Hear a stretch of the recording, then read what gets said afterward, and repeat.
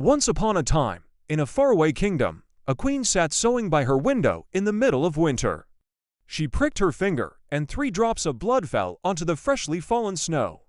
The vivid red looked so beautiful on the pure white that she wished aloud, "Oh, how I wish I had a daughter with skin as white as snow, lips as red as blood, and hair as black as ebony." Soon after, her wish came true. She gave birth to a beautiful baby girl and named her Snow White, but tragically, the good queen passed away not long after.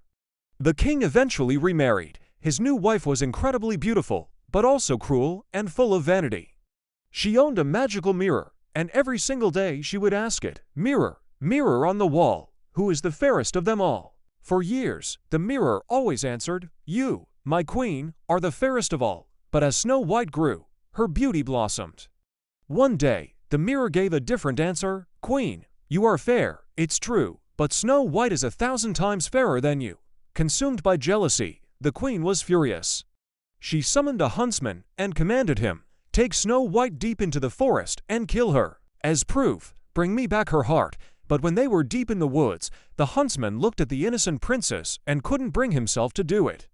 "Run, child," he urged. "Run away and never come back to the castle." Snow White fled, terrified, deeper and deeper into the dark forest. As night fell, she stumbled upon a tiny cottage. Everything inside was small and tidy: 7 little plates on a small table, 7 little chairs, and upstairs, 7 little beds all in a row.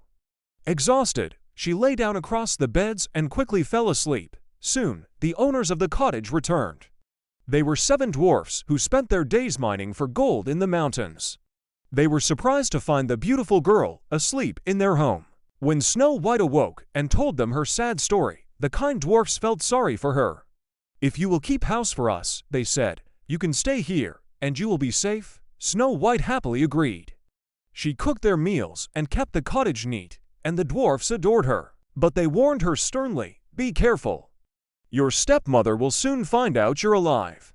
Don't let anyone in while we're away." Back at the castle, the queen asked her mirror again and was enraged to learn Snow White was still alive and well with the 7 dwarfs. Disguising herself as a poor, old peddler woman, she traveled to the cottage with a wicked plan. She knocked on the door, and Snow White, forgetting the dwarf's warning, peeked out. "Pretty things to sell," the old woman cackled, holding out a beautiful, shiny red apple. "Just for you, dearie, have a taste." The apple was cleverly made.